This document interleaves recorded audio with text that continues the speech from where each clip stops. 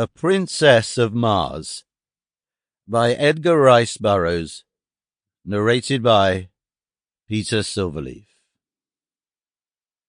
To my son Jack. Foreword. To the reader of this work. In submitting Captain Carter's strange manuscript to you in book form, I believe that a few words relative to this remarkable personality will be of interest.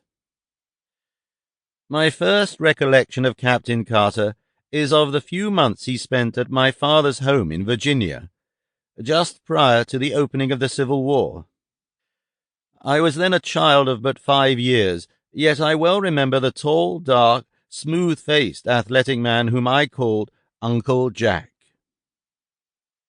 He seemed always to be laughing, and he entered into the sports of the children with the same hearty good fellowship he displayed toward those pastimes in which the men and women of his own age indulged, or he would sit for an hour at a time entertaining my old grandmother with stories of his strange, wild life in all parts of the world. We all loved him, and our slaves fairly worshipped the ground he trod. He was a splendid specimen of manhood, standing a good 2 inches over 6 feet, broad of shoulder and narrow of hip, with the carriage of a trained fighting man. His features were regular and clear-cut, his hair black and closely cropped, while his eyes were of a steel grey, reflecting a strong and loyal character filled with fire and initiative.